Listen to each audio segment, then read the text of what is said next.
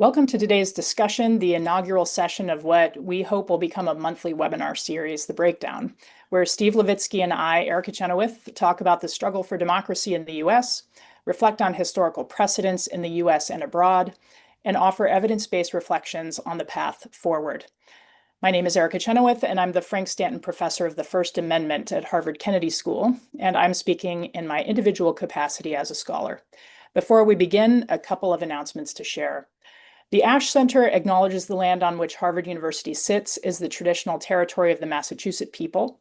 We also recognize the continuing presence of the neighboring Wampanoag and Nipmuc nations. A couple of logistics. Today's discussion is being recorded, and you'll receive a link to the recording afterward. The video will also be available on the Ash Center's YouTube channel. We encourage your participation. Please do submit your questions at any time via the Q&A button at the bottom of your screen. We'll make sure there's ample time for audience questions. So last spring, Steve and I had several discussions about what we know about democratic backsliding and how to stop it. We recognized that we both wanted to dive deeper into these really important and dynamic questions, and that we wanted to keep the conversation going in public. So that's why we're here now, to share our impressions of what's happening in the US, what we can learn from the US's own history, and from other cases around the world, to interpret where we are and what might be useful for civil society groups and individuals to consider as ways to defend, renew, and improve democracy today. So before I go further, let me introduce Steve Levitsky, who is the David Rockefeller Professor of Latin American Studies, Professor of Government and Director of the David Rockefeller Center for Latin American Studies at Harvard University. He's also a Senior Fellow at the Kettering Foundation and a Senior Democracy Fellow at the Council on Foreign Relations. His research focuses on democratization and authoritarianism, political parties, and weak and informal institutions, particularly in Latin America. He is co-author with Daniel Ziblatt of How Democracies Die, which was a New York Times bestseller and was published in 30 languages, and more recently, Tyranny of the Minority, Why American Democracy Reached a Breaking Point. So, Steve, the last time you and I chatted in public about the state of American democracy was back in April, about 6 months ago, and a lot has happened since then. So to kick us off, I'd like to reprise my opening question to you at that point. Where exactly are we here in the US today? And is there a comparison set or a useful reference point that you are finding informative for you these days? Ooh. First of all, it's a great pleasure to be here with you, Erica, and discussing these. Not a great pleasure to be discussing these issues, but can't think of a better person to debate them with. And cut me off at any point. But I think things are considerably worse than they were in April. We have very clearly descended into at least a mild form of what I would call competitive authoritarianism. I would not call the United States a fully democratic regime today. There has been a systematic weaponization of the state. This is a process that had already begun in April, but has been much more complete. Not only the purging and packing of key government institutions really across the board, but over the last 6 months, a pretty systematic weaponization of those institutions to threaten the media, to bully the media, to go after universities, to go after NGOs, to go after donors of the Democratic Party, to go after major foundations, and beginning to actually investigate and indict political opponents of Donald Trump. And this is, in many ways, much more aggressive in terms of the number of punches thrown at democratic institutions, much more aggressive than the first year of Hugo Chavez in Venezuela, than Orban in Hungary, than Erdogan in Turkey. And it's also different from most cases, really almost any other case in the contemporary era that I can think of, in that this government is not hiding its authoritarianism. It is really quite open about it. You will not really, in almost any other elected authoritarian regime, even those that are much more repressive than this government, see such open displays of authoritarianism and of sort of violent rhetoric and behavior than in this case. And I guess the most recent development that concerns me is this rhetoric coming from the president, from the vice president, from other actors in the administration, uh, increasingly linking the broad opposition, any opposition, to terrorism, to criminality, and so delegitimizing the entire opposition, linking George Soros to violence, linking mainstream Democrats and other critics of the administration to violence. That's a classic authoritarian move. In terms of comparative cases, the thing that really puzzles me is that there are kind of two buckets of backsliding cases. Many of them are pretty poor countries with pretty weak civil societies and weak institutions. And in those cases, you can often have very quick, aggressive, radical backsliding. El Salvador is a case of that. You have other cases like Poland or Hungary or Turkey or Venezuela that have stronger democratic institutions, stronger civil societies, and therefore usually authoritarian governments are kind of cautious and they move pretty slowly and as subtly as they can to undermine democratic institutions. This government faces a pretty strong democratic institutions, pretty strong civil society. This is not an easy democracy to break, and yet it's behaving as if it were El Salvador. It's behaving as if it can sort of radically slice through our institutions. And so far, society's been a little slow to react. So the quick answers aren't other cases that are immediately useful for the US. We can draw lessons from a bunch of different cases, but there are some elements to the US case so far that are really surprisingly distinctive. Can we talk about a little more about why and how that is able to happen? So, I think going into the second Trump administration, there were basically two big arguments or predictions from within comparative politics, people who study democracy and authoritarianism. One was, US institutions are much more longstanding. The Constitution is much more durable. The political culture much more oriented toward a sort of libertarian way of doing politics. And that will basically bolster whatever attempts the administration uses to overreach. And as you say, it won't be an easy democracy to break. On the other hand, there were others, maybe I would put you in this category, suggesting that all democracies are somewhat more fragile than they look.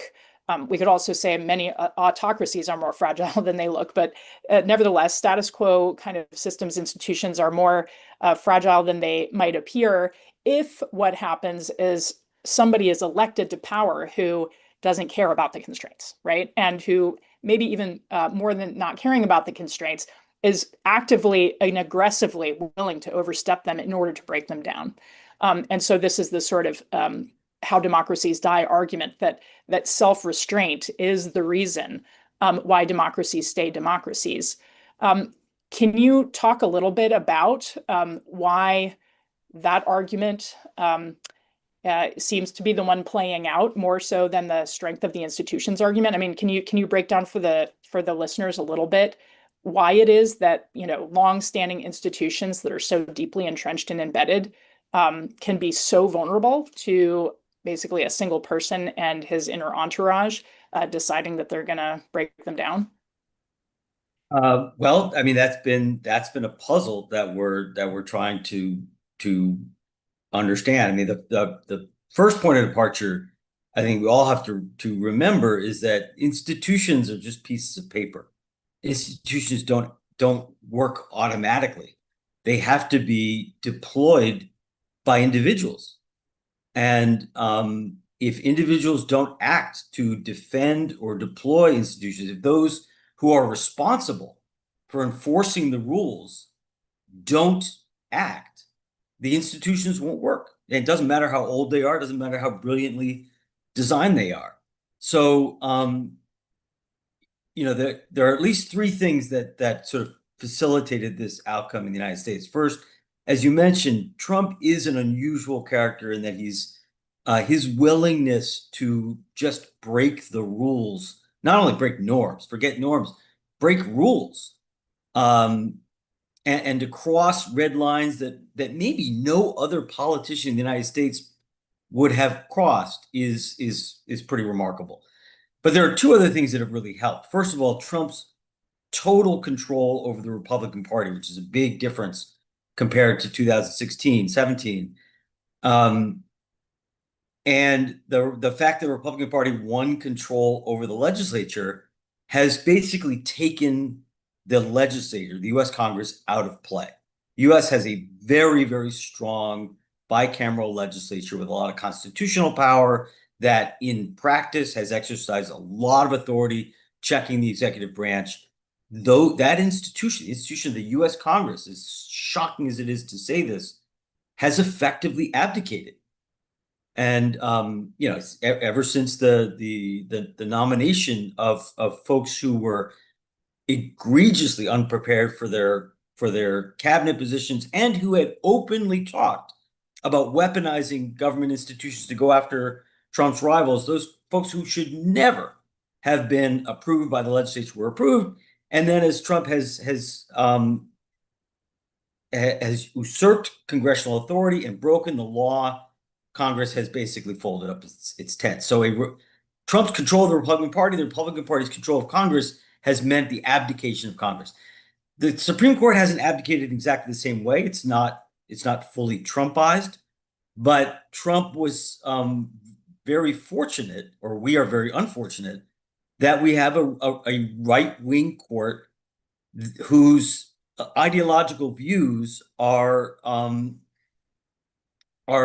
such that have been quite enabling of Trump. They believe that the executive power, the executive branch should have greater control over the administrative state than it's been allowed to exert over recent decades. For reasons I don't understand, the Supreme Court majority doesn't seem to grasp the authoritarian threat that Trump poses, and so they are opening doors for him in terms of the exertion of executive power. Now, had George Bush or Ronald Reagan or Bill Clinton been the occupant of the executive branch, it might not have mattered that much, but the stakes are very high when you've got somebody like Trump in office. So the composition of the Supreme Court and Trump's domination of the Republican Party has allowed our institutions to be sidelined. Yeah. One person who's put a question in the chat asked, could this just mean that our institutions weren't as strong in the first place as they looked? And I wonder if you can comment on that. Maybe. It is true that you never know the strength of institutions until they're tested. And in many respects, many of our rules and many of our norms just had not been tested. But that said, there are some changes. There are behaviors, there are exercises and oversight that the US Congress was engaging in as recently as 2-3 years ago that they've just dropped. So I think most importantly, institutions are strong when they are upheld, when they are reinforced by norms, by strong norms upon which there is consensus, around which there's consensus by politicians. And the norms sustaining our institutions have been eroding for a couple of decades. They've been eroding very quickly over the last decade.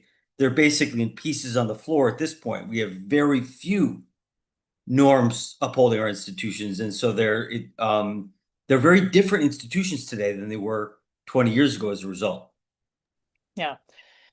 Yeah, I mean, one of the things that that really strikes me too about this particular moment is that for many years, the United States, as imperfect as it was in its own institutional design and practice of democracy, did try to project an international set of standards around which other countries would need to at least perform some degree of adherence in order to get things like trade deals and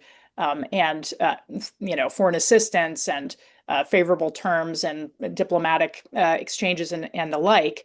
And there was always that threat of, if you aren't, if you backslide in the manner in which El Salvador has experienced a backsliding episode, then you're going to lose your privileges in those clubs, and you're going to be sort of shunned by the superpower and things like that. And as I say, as imperfect as the U.S. was, both in its own internal practice of democracy and in its the ways in which we promoted democracy abroad over the decades, that nevertheless always held open the threat of being able to impose a cost if countries engaged, in human rights practices or other types of reforms internally that would challenge this global norm and this global kind of neoliberal architecture the US was trying to uphold. There's no such player around the world now creating those sense of guarantees. And so I'm wondering what that looks like as we project into the future. Whether what we were seeing when we were seeing the Polands and the Hungaries and the Turkeys of the world backsliding slowly, it was largely because of that buffer. And in the absence of that buffer, we will see more cases that look more like what's happening in the United States, what happened in El Salvador, what's happening in other countries where the backsliding is very acute and very quick. Probably. It's going to vary a lot. I mean, just to highlight the change that you just described, Erica, in 2022-23, when Jair Bolsonaro in Brazil tried to orchestrate a coup to overturn the results of the Brazilian election that he lost, the Biden administration was very, very active in persuading the military not to go along with that coup. And the coup failed. The military ended up not going along. And many Brazilian analysts argue that the Biden administration was really pretty important in shaping that outcome, in protecting Brazilian democracy. Now, the Trump administration is punishing Brazil with intense sanctions and tariffs for holding Jair Bolsonaro accountable for his coup attempt. So Brazil does what Americans should have done, which is hold a president who tried to overturn an election accountable. And they are getting punished by the United States. So the United States has gone from raising the cost of authoritarian behavior to, in this case, raising the cost of democratic behavior. Now, I think and you're absolutely right that the United States has abandoned democracy promotion. I mean, that really peaked in the 1990s and the beginning of the 2000s, has been kind of weakening now for almost 20 years. But it's weakened to the point of non-existence really under Trump. And in countries that have relatively weak democratic movements, generally poorer countries with weaker civil societies, weaker democratic traditions, that's going to be really problematic. There will be more El Salvadors, more Nicaraguas. In other countries with stronger domestic pro-democratic forces, like we saw, for example, in Korea or in Brazil, I think it may have less of an impact. Yeah, it's very interesting. I mean, in conversations I've had with activists from around the world, it is repeatedly mentioned that they're deeply concerned about what's happening here because of how it'll affect what happens to them where they live, right? And it's because of the sense that the sort of gloves are off when it comes to anyone anywhere in the world in terms of pro-democracy civil society. At the same time, it's worth mentioning that pro-democratic or pro-democracy civil society is pushing back. We are talking today on the heels of a historic mass mobilization in the United States, October 18th's No Kings nationwide protest. There were an awful lot of people on Saturday gathering to publicly voice their opposition to the Trump administration's policies, and I should say the administration's entire way of governing. My team at the Crowd Counting Consortium here at the Nonviolent Action Lab is working to create our own independent tally, but it was plainly a massive turnout, perhaps historically so. I would point out a couple of things that are really notable about it, other than just the numbers of people that turned out. The first is that it was overwhelmingly peaceful. Maybe there were a handful of arrests across millions of people participating in a coordinated show of kind of non-compliance and rejection of what's going on with the administration. And that was after a weeks-long effort, not only to delegitimize the movement, but to brand people who are engaging in their First Amendment protected right to peaceable assembly as criminals and terrorists and un-American. So the fact that not only did millions upon millions of people gather in over 2,600 locations around the United States to voice their opposition, they also proved that those were kind of callous mischaracterizations or outright lies about the nature of the movement and the protesters involved in it. The second thing I would note about the protests on Saturday was about what some people are calling the use of tactical frivolity, or the sort of sense of festive spirit. This is so important for a couple of reasons. There's a study that my colleagues, John Gledhill at Oxford and Chris Shea here at my lab in Alar Dorsma wrote a couple of years ago. They published it in the Journal of Global Security Studies, and they called it Glee and Grievance. And what they were doing is they were looking at the record of mass nonviolent campaigns, mostly over the 20th century. And they were looking at whether or not they involved like festive events or parties or things that look like fun, even under deeply autocratic conditions. And what they found was that when mass movements actually organize events that look like a party, more like a party than a scary protest, that more people tend to participate, even when it's a scary protest, right? Even when there are real risks for people to go out because of counter protesters or paramilitary forces or whatever. And the use of street theater, of music, of joyful games and activities. And in the case of the United States, there was a lot of, the inflatable animals and the like, inspired by the ICE protests in Portland.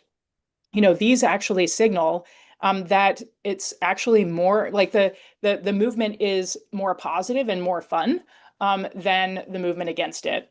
So I think that something that was really notable to me about what I saw on Saturday and what I gathered from Saturday is that it felt like many people in the country broke through what was a barrier of fear, and were able to participate, or they were able to participate on behalf of others who are deeply afraid and not able to participate, and knew they were doing that, and vocalized that that's why they were there. They were there because their neighbors were afraid to be there, and so they had to go, right? So I think that that's a very interesting change in the kind of collective mood of the country. And because it was viewed as kind of frivolous and whimsical, that actually helps the movement with being more broad reaching, and potentially helping people to engage over a longer period, because they feel safe when they are surrounded by other people who are in a celebratory mood. The last thing I will say is that I thought that the messages that I saw on signs were very consistent and broad reaching. So people were sort of clearly reclaiming core values and principles, expressed in the Constitution, expressed in the Declaration of Independence, expressed in some of our most important kind of progressive documents and court decisions and things like that since. And they were doing it clearly to oppose the administration's approach to immigration and immigrants and the deployment of ICE and other federal agencies and troops, for sure. But it also felt like they were directly challenging the constitutionality and legality of the administration's actions across a huge range of issues. And so, I just want to note that what we saw on Saturday was the growth of a movement that has been consistently growing, as far as I can tell, month over month, since Trump was inaugurated again in January of this year. And I wanted to ask you, Steve, about this in particular, because last May, I think you and Luke and Wei and Dan Ziblatt published an op-ed in the New York Times, in which you were trying to answer this question about how do you know when you're in a democracy versus when you're in a different type of system. And you said that gauging how costly opposition is a way to understand what kind of country one is living in. So in a democracy, there should be very few costs to publicly criticizing or opposing the government or its policies, where in a non-democracy, there are many costs, specifically retaliation by the government itself against those who are publicly opposing it. So today and yesterday on many news programs, there were Republican officials who are arguing that the fact that the No Kings protests were able to proceed and that they were so large and that they were peaceful indicates that free speech is alive and well in the United States, and there are basically no meaningful costs to speaking out against the government. And that's sort of the one of the talking points that I've heard used over the past couple of days in response to these events. How do you kind of respond to that? I mean, on the one hand, it's costlier to engage in public opposition in a non-democracy. On the other hand, we just saw potentially, if the organizers are correct, the largest single-day demonstration in U.S. history. So how do we square the circle? Great question. We are in a hybrid regime. We're in a very mild authoritarian situation right now. We're only 10 months in. There's good reason to think that we're not going to slide certainly into sort of fascist single party rule or even sort of Putinism.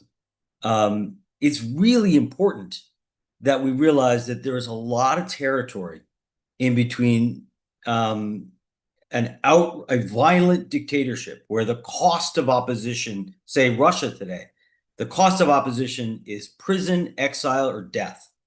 Right? That's not the case in the United States and probably will not be the case in the United States. The fact that we are not an outright dictatorship and hopefully will not be an outright dictatorship does not mean that we are a full democracy. There are many, many, many places in between. Now, so there's a lot of space in the United States. I continue to speak freely. Millions and millions of Americans continue to speak freely and should continue to speak freely. We continue to be able to protest most of the time, which is a space that we absolutely must continue to take advantage of. That does not mean, however, that we haven't gone from a place a year ago where Americans could exercise their legal right of dissent in any number of forms, running for office, organizing a protest, writing an op-ed, giving money to an opposition candidate, any form of legal opposition. We could do that a year ago without thinking twice about it. And it is now the case that there are hundreds of thousands of Americans who at minimum have to think 2 or 3 times before exercising those rights. I'm not necessarily talking about going to a No Kings protest in Cambridge, Massachusetts, but ask Democratic Party donors whether they think twice about giving to Democratic candidates now.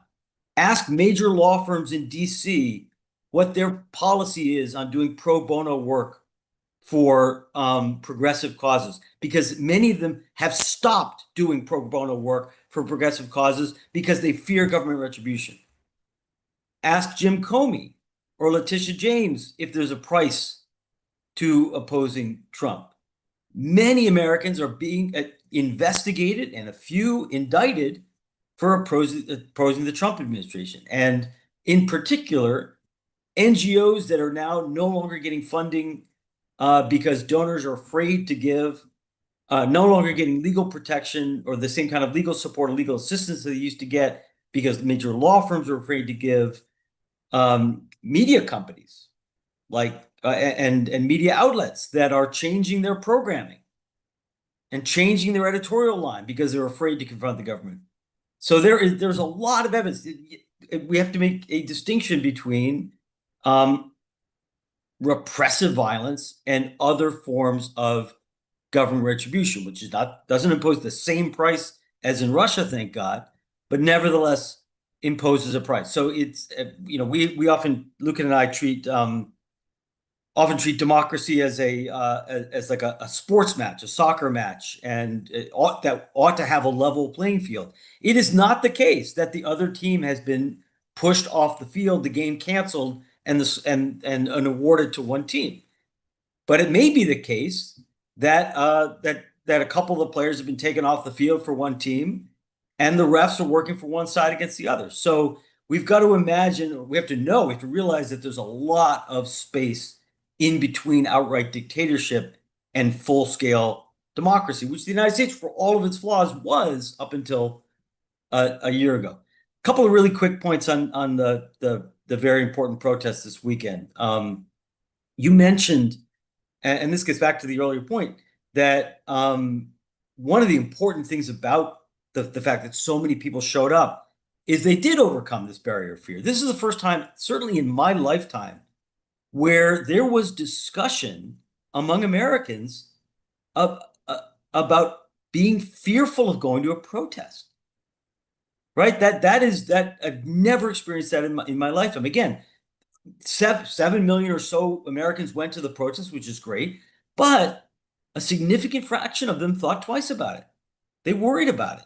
We had to overcome a threat of violence, a criminalization in terms of the government's discourse of government figures calling this terrorist protest. And so the fact that people showed up is incredibly important, and agree completely about the sort of jovial and celebratory nature of these protests. Not only is it important for getting people out, but it's also really important to rebut this government this government lie that these protests are violent or somehow criminal and subversive. It's very difficult to, with a straight face, look into the camera and call protesters in frog outfits dangerous terrorists. Why do you think in the run up to the protests, so many GOP officials spent so much time trying to delegitimate the protests?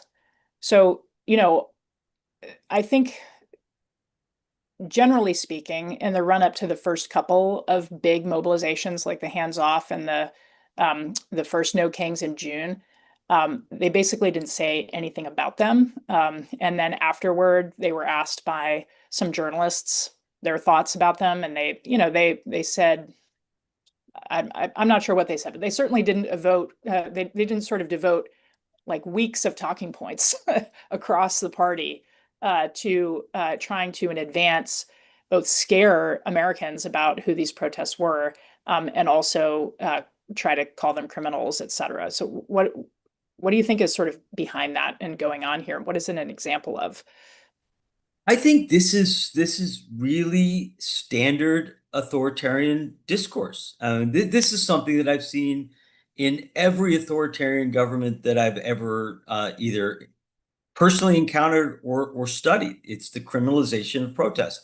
A Democrat, a small d Democrat, democratic government, when confronted with peaceful protest, will begin by saying, well, of course they have the right to protest. I think they're wrong. I disagree with them. I think they may be misled, but they have a right to express themselves. That is the standard democratic norm. And the Republican Party has I don't think we pay enough attention to the fact that really the entire Republican Party at this point has evolved in an openly authoritarian direction. So much in line with the particularly after the Charlie Kirk assassination, we saw an effort again to link the entire opposition, all criticism of the Trump administration, with violent terrorist activity. And that is what authoritarians do. Left, right, center, any authoritarian government I've ever encountered has responded to protest by trying to delegitimize it and to criminalize it. It's just authoritarianism 101. Yeah, and I think that's right. I also think that the thing that was so striking about Saturday is that no one took the bait, right? So there was no, it was like a almost historically nonviolent day, right? That Amazing. people had gone seemingly to great lengths to prepare their communities to engage in nonviolent protest.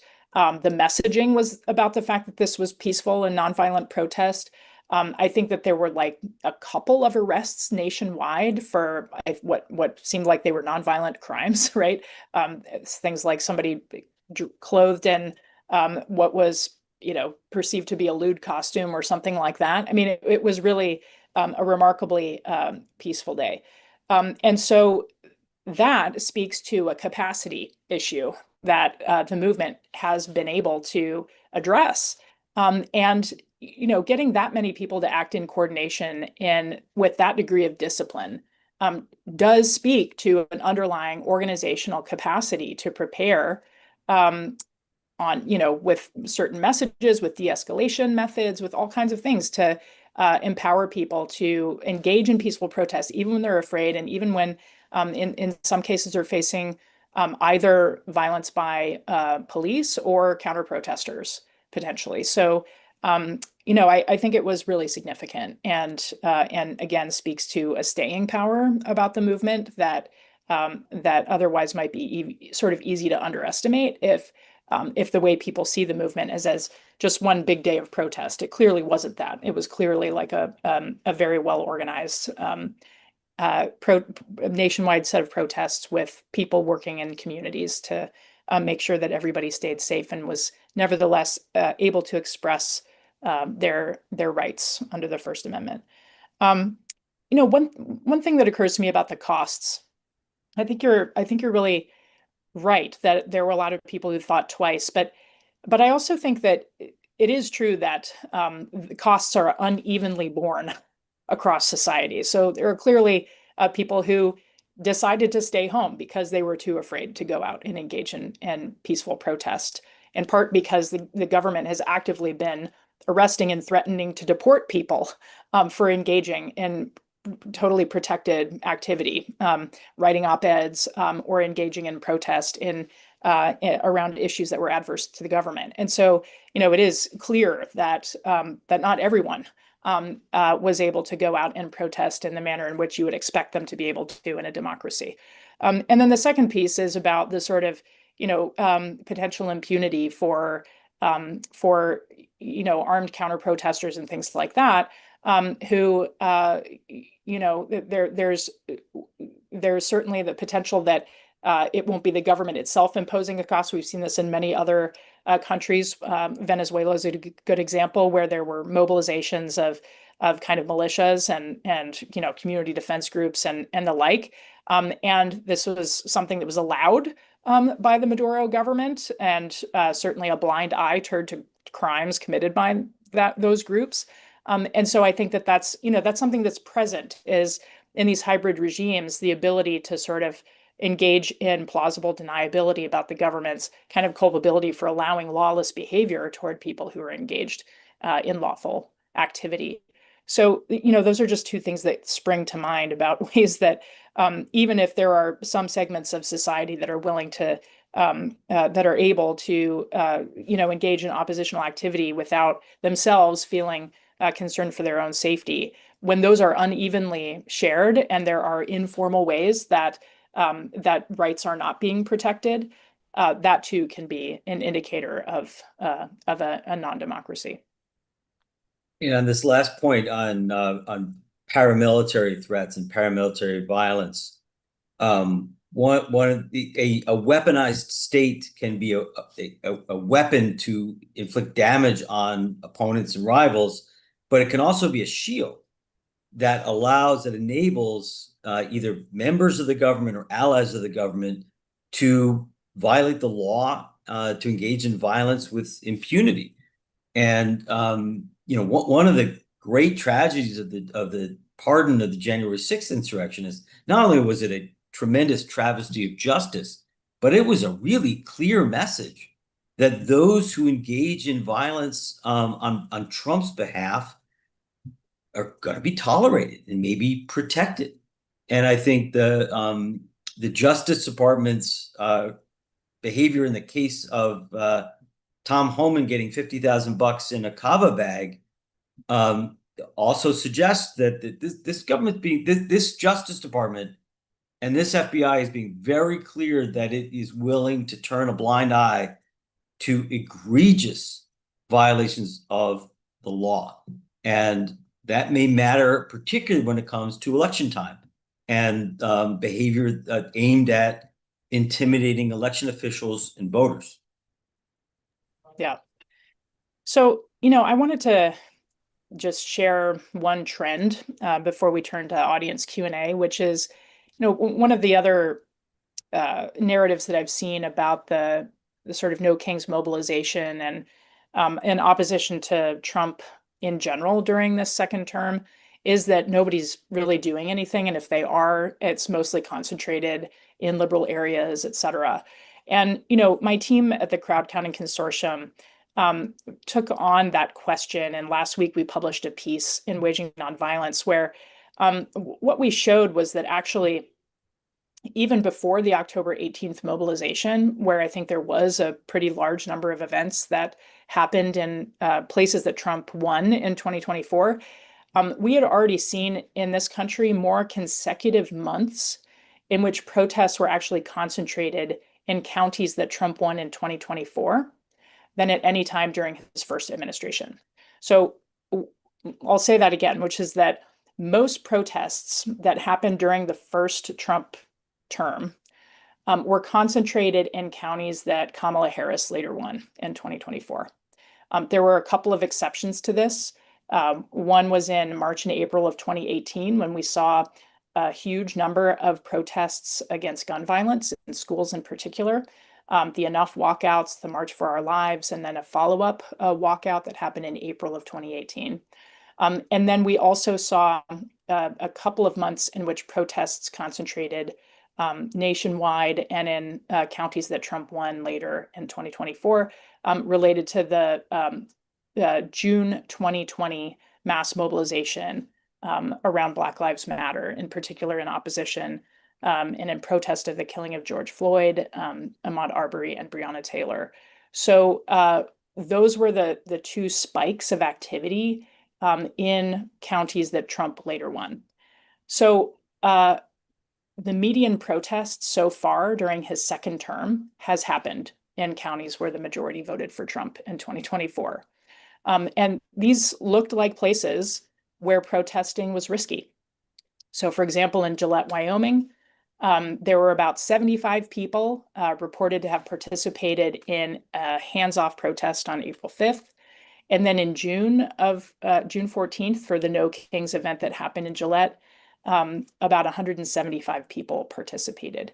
So at that event, there were counter-protesters who were hailing Hitler and chanting that Trump is king.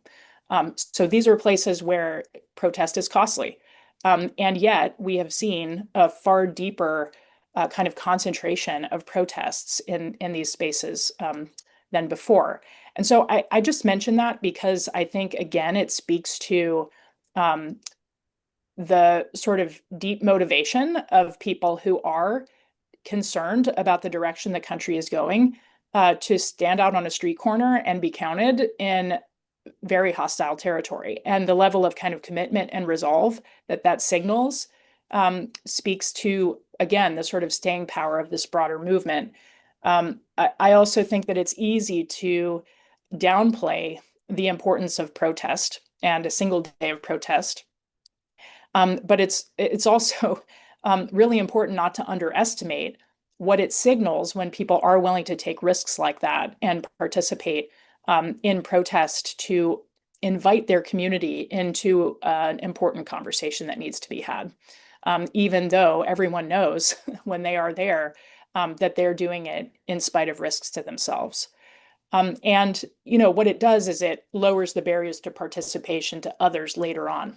And it sends a signal to people in one's own community, say business owners and faith leaders and labor organizers and others, that there's a significant part of the community that is deeply concerned, that they want to invite these influencers or influential people into a conversation about, and that they can, in fact, together organize in a way that can shift their own scene going forward. So, I think these are really significant moments and really significant developments in what otherwise has been kind of a frightening year for so many people. So I'm glad we met today and got to talk about it.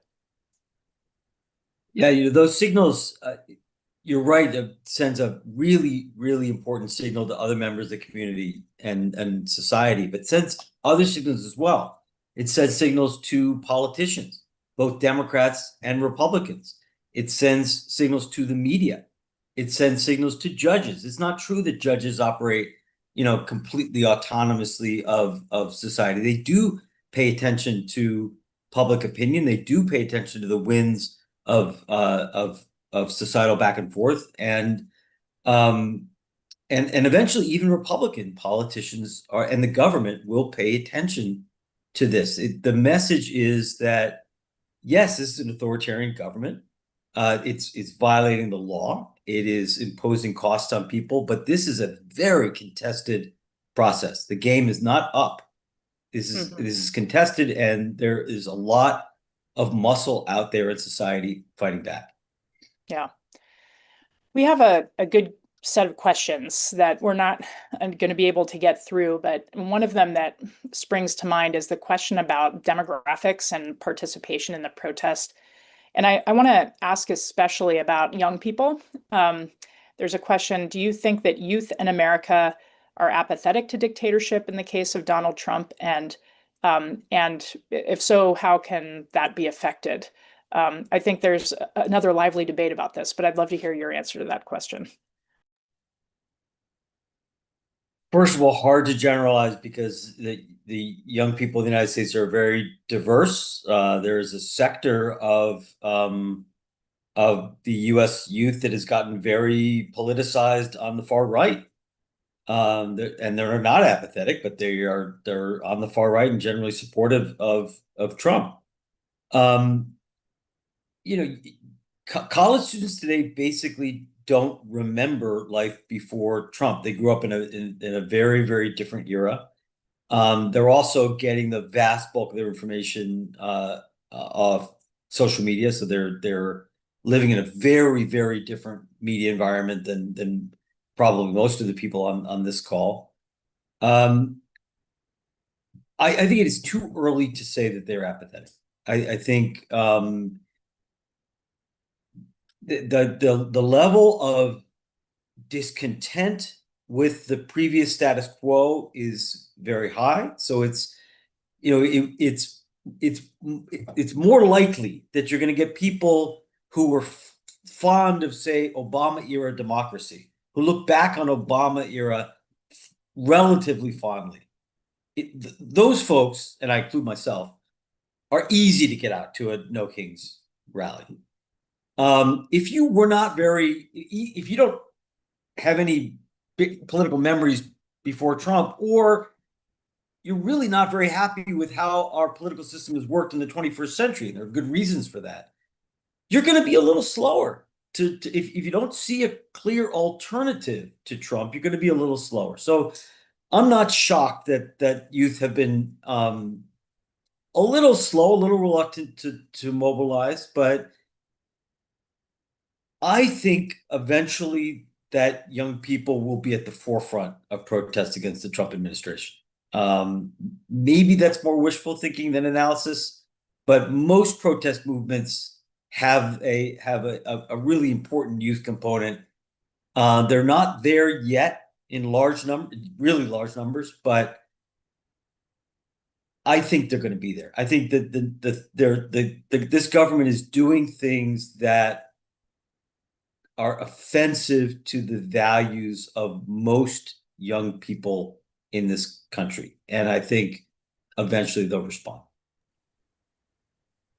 So we have another good question here. In terms of the response of civil society to rising authoritarianism, have institutions that are relatively more internally democratic in their own practice been more resistant to Trump's power grab than those that are not internally democratic. So, for example, academia versus law firms versus big media companies, et cetera.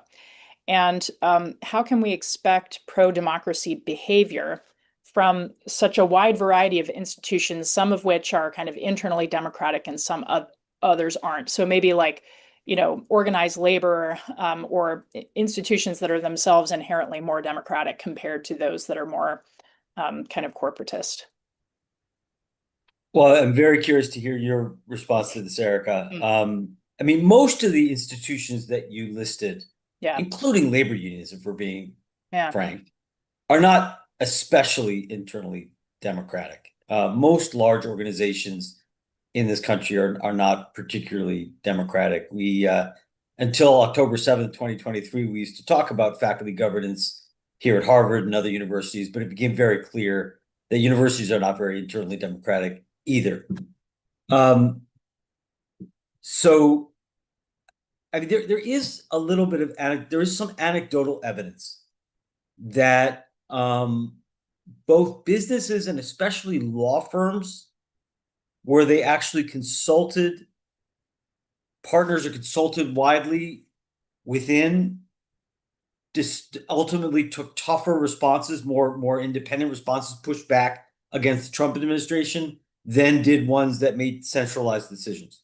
So where more people were consulted, you were more likely to get a more independent, vigorous response. I have not seen data, nor do I think there is data more generally about that. But there does seem to be some truth to that. But in general, I mean, our civil society, we can't rely just on internal democratic. I wish we could, but we can't rely on most of our civil society, churches, universities, law firms, businesses, media companies. These are not particularly democratic institutions. We need them to fight for democracy nevertheless. If democracy depended only on internally democratic organizations, we wouldn't have a democracy. I know that may sound a little paradoxical. No, I think I have two things to say that I think are totally consistent with what you just said. The first is I think there are a lot of studies that show that movements that are relatively more coherent and somewhat centralized are often in a better position, both to organize and mobilize and negotiate and consolidate in the aftermath of a mass mobilization. Than are the more kind of disorganized, horizontally organized movements. My former student, Suyeon Kang, has a book coming about this, and there are lots of reasons for that based on just bargaining theory and things like that. That it's just much easier to be able to make credible commitments and the like if you have a clear structure that allows you to mobilize and stop mobilizing. Equally important when concessions are on the way. So I think, that's not exactly about democracy versus non-democracy, but more about whether a movement is able to act as one. And sometimes that's not necessarily, democracy in action, but is more a structure that allows for accountability and coordination. The second thing I would say that's, I think, related to what you just said is more about something that our colleague Marshall Ganz has sometimes said about the need for people to experience democracy in their daily lives in order to understand why it's so important to fight for on a more grand and structural level. So, Steve, while I agree with what you just said, that we have to sort of struggle with the civil society that we have, not the one we wish we had, at the same time, I think an important organizing principle is to try to link the things that people say they care about on a daily basis to the experience of democracy, not just the idea of democracy, but the experience of democracy. And that does mean that it wouldn't hurt our civil society to have more places where people get to experiment with that and actually experience it for themselves so that they can then really concretely see how the things that concern them on the daily basis must relate to a democratic way more generally in the country. Go ahead. To your point, our top-down organizations and institutions have not responded very impressively in these last 9 or 10 months. Yeah. Yeah. So maybe this is the last question. Can you speak to the tension between the concept of forbearance and the concept of accountability in preserving democracy? And this is one that's thinking ahead to what happens if kind of small d democratic forces win in the future. So, maybe first, Steve, you can say what you mean by forbearance, and then we can talk about the tension that this questioner is raising for us. Sure, that is pointing in the direction of a very, very difficult set of questions that we are very likely to have to grapple with, and which polls are now grappling with as we speak. So by forbearance, Daniel Ziblatt and I argue that the effectiveness of democratic institutions relies a lot more than we think on underutilizing power. It is possible very, very often to interpret rules or to exploit rules or to find loopholes in rules in ways that are very abusive. In fact, the Trump administration every day is looking for ways to abuse the letter of the law in ways that subvert the spirit of the law. And that it's very, very difficult to make democracy work when every rule and every institution is being weaponized at every moment to beat your rival by any means necessary. And that's what you see. You see the disappearance of forbearance in almost every democracy in crisis, and that's where we are in the United States. Now, one area of where we see the disappearance of forbearance is we see the Trump administration using the law to go after its rivals. And in some cases, I mean, I don't know the details of the case, perhaps John Bolton did in fact commit some infractions of the law. In other cases, there might be really petty infractions. I mean, if you investigate enough, you can find all of us have violated the law in some technical way. And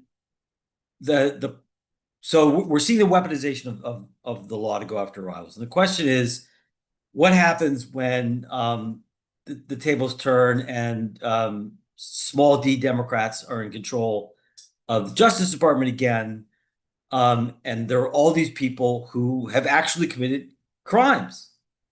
What are we going to do with that? And we already saw in the way that rhetorically the Manhattan case against Trump was weaponized to sort of legitimize attacks on Trump's rivals. If there is large scale, even legitimate prosecution of Trump officials in a future Democratic administration, it's going to provoke a lot of backlash. And there's, first of all, I should say, and interested to hear your view, Erica, there's no easy out here. There's no clear sort of win-win solution. Full-scale prosecution of everybody who violated the law is maybe an important message for future politicians or future power holders, but it's going to trigger a massive reaction and probably a vicious circle. Impunity sends a terrible message and will encourage such behavior in the future. So it's almost certainly going to have to be done in a case-by-case basis. I think that the more people in high positions of greater authority who are responsible for large-scale criminal activity, I think Stephen Miller, good chance, he may have to face charges, but there probably will have to be forbearance in terms of many middle and lower level officials. It's going to be a mess. I mean, one of the problems with this, even in the best case scenario, and the Democrats win back power via elections in 2026, 2028, it's so much harder to rebuild institutions and to rebuild a rule of law than it is to break it. You can, as we've seen, you can break it very, very easily, but rebuilding it is really, really hard. It can take decades. And from day one, these choices of, okay, do we actually go after former Trump officials who broke the law or not is going to be front and center. No easy answers there, Steve, but thank you so much for this great conversation. I look forward to the next one, and thank you everyone for joining us.